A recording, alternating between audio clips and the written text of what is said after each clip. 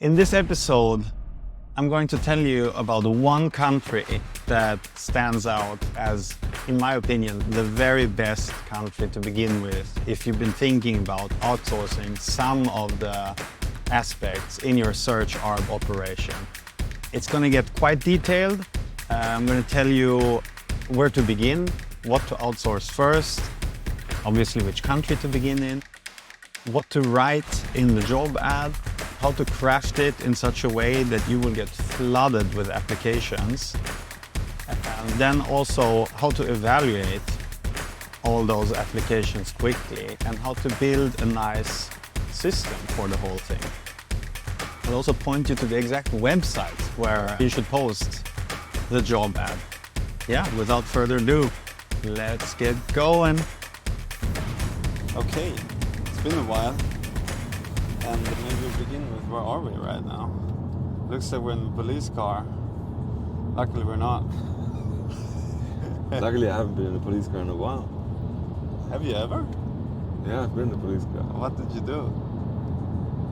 Like the most memorable police car experience was first time I went to the US. I wasn't really aware that you had to be 21 to drink alcohol. Yeah. And I met these guys and we were drinking. And then one dude, I don't think he was drinking at all, but I didn't know that he wasn't 21. He said, "Oh, let's drive to some place." And then he drove and we were in the car with him and we were all drunk. He wasn't, but he was the driver. Yeah, okay. So then you got the real experience. Yeah, then we got pulled over. Also, like, I thought he wasn't drunk, but policemen thought the driver was drunk. The driver wasn't drunk. Did you get your rights read out to you and everything? Yeah, Yeah. Then the policeman, like, we went to the police station and he put me in his little cell, and then from time to time he opened the door and just stuck his head in and went like, "You guys are stupid."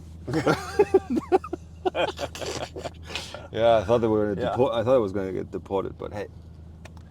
Luckily not. Spend a few hours in the back of the police car. Very American experience. And in some county, whatever, like some police station in a little cell. Wow. Wow, okay.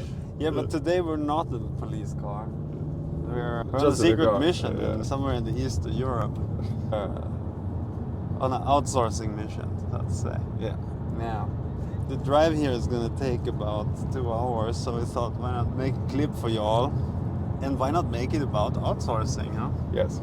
I believe most people that start their journey, they start out alone or maybe with a buddy, and then you do everything on your own, and hopefully you find success, and then there will come a time when it makes sense to get more people on board. And I believe many people fail with that, or they wait too long with that. So there will be, like, we're going to try to shed some light on how to do that. If you sit there with a few profitable campaigns, but you feel you could be way faster with some help, how do you do it? We have experience from working with a lot of different countries. We've worked with people in India and Bulgaria, also different parts of Europe, in addition to the ones I mentioned. And then we worked with the Philippines. And I would say the Philippines has been, if there's only one market that you should look at for finding cheap labor, it's the Philippines.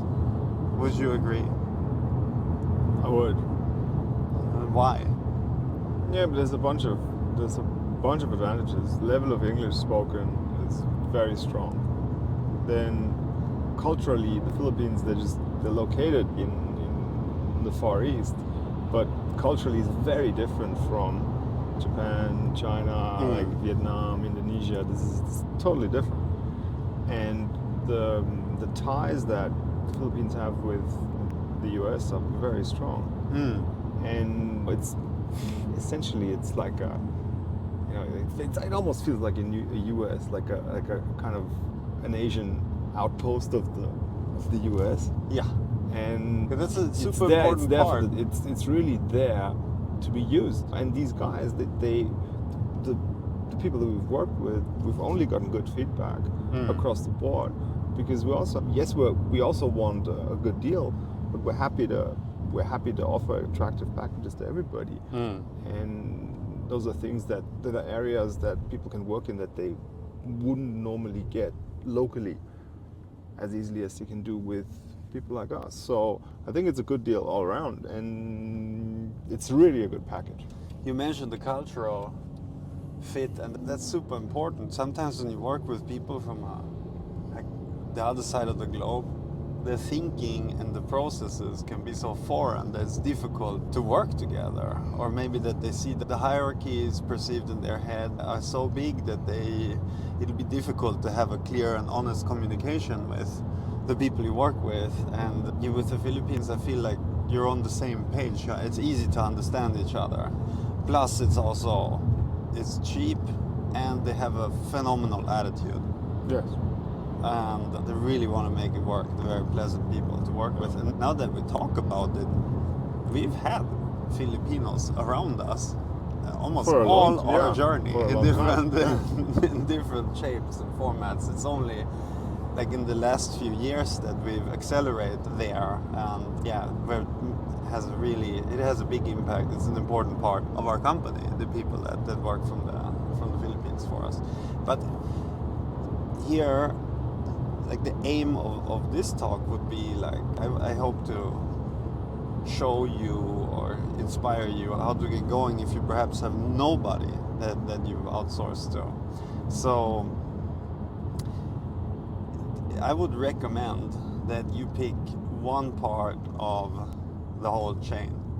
Right? In the beginning when I tried to hire, I imagined I need someone that knows everything, and then it becomes such a big hurdle to hire someone. Just pick one part of the chain. And that could be, for instance, putting creatives together. That's a really easy start, because then you get to think about what does it have to say in the job ad. Because if you put in Search Arb expert, you will probably not get that many applications. But if you name it something like graphic designer, there's a much, much broader selection of people that are gonna apply. And one page that I use in the beginning is called onlinejobs.ph. I will display the URL in the screen as well. And then we just put in an ad for graphic designer, and make sure that you check what's a good salary, of course, in the ad, what's an expected salary in the local currency. And then just describe it as describe what you want done, and you will probably, if you write the ad correctly, you will get flooded with applications. So your task also when you write the ad is to prepare for that and to make it easy for you to filter out people. So one thing I added in the bottom of the ad was to ask them to type a specific subject line in their application, and then I added some more tests, like to make sure that they've even read the whole ad properly and that they follow the instructions. I asked them also to provide like examples of their favorite ads to see what kind of feeling they have for advertising in general. Not that it matters that much more, it matters that they actually read the instruction properly and do what you ask them to. That makes it very easy to filter out. Often you can filter out half or more of the people by adding a few tasks of that sort in the ad. Is there anything else that comes to mind in this kind of process? Yeah, and then afterwards, make sure you have a proper vetting where you get on your short list of candidates, you give them a test that they have to do, and make it meaningful for yourself, and make the test about something that you really need every day, and then you'll see who responds. And that's why it's always worked for us. And the fact that there's so many people who are looking for that kind of work and who bring a communication standard, that it's really wonderful. Because that for me is, there's a country like the Philippines where you can speak normal English with people and you will understand every word they say also. It's very accelerating because you don't have to ask back, and especially imagine when you're training the guys, then there's a lot of talking. There's going to be a lot of video conferencing. Yeah. And if you lose time a lot just by talking about language or by having to restart or rephrase, it's gonna kill that's a structural advantage that's there, and that's why afterwards just vet the subject matter output properly and get going. Don't be afraid to just hire someone. And look, you're not hiring them on a contract with no end or anything. You can also test people. It's flexible. Just test it out. It's also, I've been told that it's somewhat of a standard practice that people test work for an employer without even getting paid a salary for, I believe it's the first month. This is not something that we want to do, but what I did instead is, I made sure, okay, first only the ones that passed the first hurdles, that actually followed the instructions in the ad. Then I think it's important to have a few times back and forward with the candidates just to see how fast do they respond, how does the communication go, and then my short list after that, I would hop on a quick call with them just to test. Basically, just can we have a good conversation? Do we understand each other? And also, is the internet connection? I think that's more of a thing of the past, but was recommended to me when I began that you make sure to check if their internet connection is good, if there's often interruptions or something else that you need to take into account. And then I took my favorite 3 or 4 and I said, okay, I'm going to hire you for a week and we're going to see how it works out. I just paid them the offered monthly salary, but broken down into a week, what it would have been in a week. And there you also get, I think you can tell a lot in the week how enjoyable it is to work with a person and how fast they are. And for me it was also important to tell them about their future potential then later. You're not going to be stuck just editing images or finding images online. If you're good, there's room to grow, and you're going to get to learn a lot about online marketing. That's important to remember now that you are an employer, that you have something to offer to the right candidate, right? You should be open to let them grow, tell them about that. It's good for morale, and I believe you're probably going to differentiate from many other people that look for outsourcing jobs that just want some repetitive task done over and over again. In an optimal case, you find someone that will grow with you, right? And that will get more tasks and then also get a higher compensation as they can contribute more to the company. It's definitely more our style is to grow the people and to avoid having like a repetitive like factory, right? So that's how we do things. But it did really pay off for us, because it also turns out that in terms of internet consumption or what people are excited about, what are young people excited about, Instagram is a big deal in the Philippines. If you can show your potential like hires that they can learn a lot about this whole concept. How does it work? What are the levers that are being pulled in the background? I think that that's what we're getting to, right? The structural piece is good in terms of like language, in terms of mindset. Then there's a cost benefit, of course, because yes, for sure, it's cheaper to do it there than in other places. But there's also a vibe about it that, hey, you can get people who are excited about what they're going to do. And that's, I think, is not to be underestimated. You can have a wonderful combination of someone you can have a very regular conversation with in English. The price tag is right, and people are excited. That fires back to me that I get more excited too. Yeah, and in terms of just to give an estimate of the costs that you can expect, between, I would say, around $400. A little bit less, a little bit more, depending on what you're going for. You can also experiment, of course, by putting various compensations in the ad. I would recommend testing a bunch because it's so easy and hands-off, and when you find the right one, it's so insanely valuable. That's the thing I would definitely recommend. And I would also try to be as clear as possible with your expectations. If you now go for a graphic designer, what do you think, how many ads exactly should they produce per day? What's the target? I think the more precise it is, the better. Because I have a feeling many of the people that you find on these outsourcing pages, of course they're taking several gigs at once. Also communicate what your expectation is. Is this half-time? Is this full-time? Yeah, and then make sure to measure the output and to give feedback to the people. And after a while you will find, once they've understood the way you want things, then you can automate it much more. I would order an ad refresh, and I would have them every second week. I would have them look at the best performing ads internally and create new versions of that.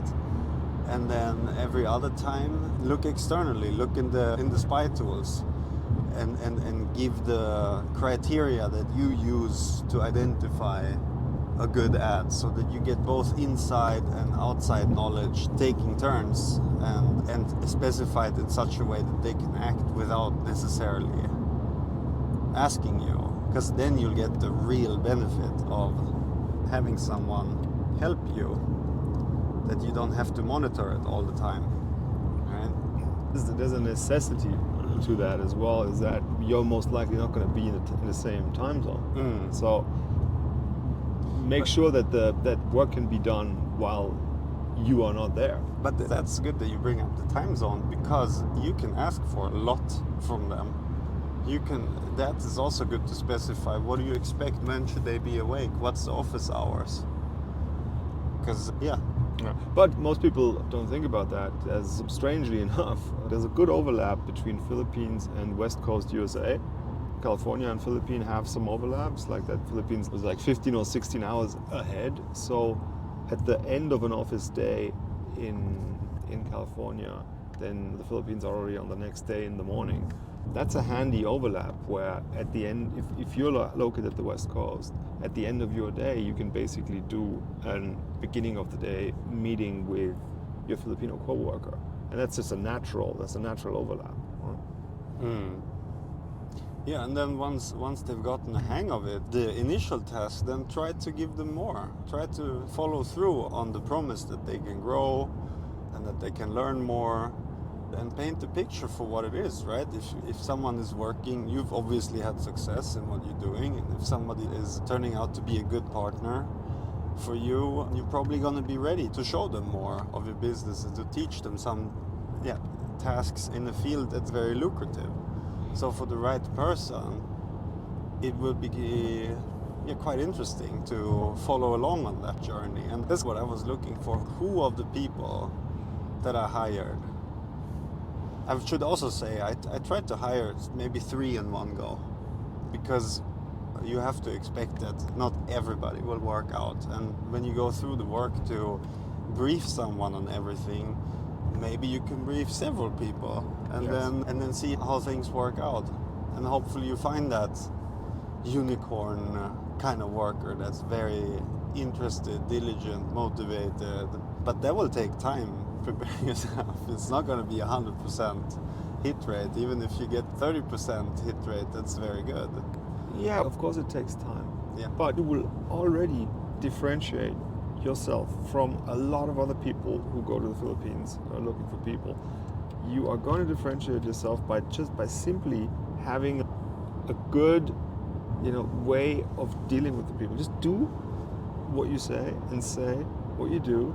Be upfront with them, and if you promise something, we talked about the career development or further insights. If they're good, just do it. Yeah. It will get instant recognition that you're actually following through on what you said. Yeah. And it will set you apart. Yeah, that's a good one. That's a good one. You must invest in the people. You can't expect anything if you don't invest in them in terms of attention and in terms of being fair and straight with them. And that will also mean that your productivity initially probably will go down, especially if it's the first time that you're doing it. You're going to be a little bit slower, you're going to make mistakes, but it's worth it to go through that initial period of maybe a bit more friction, because it's absolutely necessary if you want to grow your business. You can't be doing everything yourself. You need to find those trusted hands that are going to take care of the tasks that you don't want to do every single day. And there's a lot when it's Search Arb. I feel when you have an idea for a campaign, there's so many things that need to be done in terms of research or campaign setup, or creatives need to be taken care of. If you do all of that by yourself, you're just going to be too slow. You need to be agile. And this is the way to take it to the next level. What else?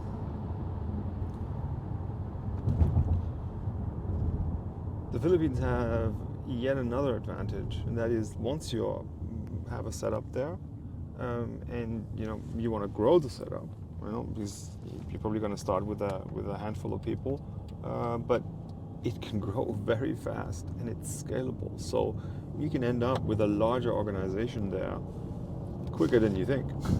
And the added advantage that the Philippines have, for example, is they have a tax treaty with the United States. You can also be very upfront about everything that's going on there, and say, hey, look, we form a business, this will get recognized by the United States, and the Philippines have a tax treaty with many countries around the globe. You don't have to be scared of, oh wait, if I grow this now, will this all fall apart or can it just fall apart in an unexpected fashion? It's pretty unlikely if you grow it properly. That's a bigger topic then, to formalize your relationship with your workers there. But it's possible that you can do it, and it's not like crazy red tape or anything. It's pretty standard, and there's a tax treaty with the US. You can do it, right? And if it's profitable for you, and it makes sense in efficiency terms for your organization, you can do that, and you can grow it, and you can grow it big, and you can formalize it. Because we've seen in the past that sometimes it's hard to formalize when it gets at the edge of something big, but then you have an issue in giving it proper form. And also that is straightforward, and the cultural differences are relatively small, I feel, but the business proximity, especially between the Philippines and the US, is very strong. Yeah, that's a good point. Absolutely. Yeah, from a tax perspective, it's quite interesting if you can formalize something. That's of course really far ahead once you have a lot of employees there, but it's good to know that you can grow with it. Absolutely. So yeah, to repeat, I would say give it a shot, launch an ad for a specific subset of your organization, and see how it feels. I think, or my personal experiences, it's been very enjoyable and very helpful for our organization. So, yeah, total efficiency booster. Yeah, absolutely. Don't wait, do it now. And if you have questions, don't be shy, send them in the comments. Let us know what else you want to know. We're gonna have another car ride like this soon, and who knows, maybe we'll go into depth of your specific question there. Additionally, I'll be in Dubai next week. I hope I can publish this before, but see me, don't be shy to say hello or to send me a message. It'd be lovely to meet you. Is that it? Do we have some more? That's it. That's it? Okay.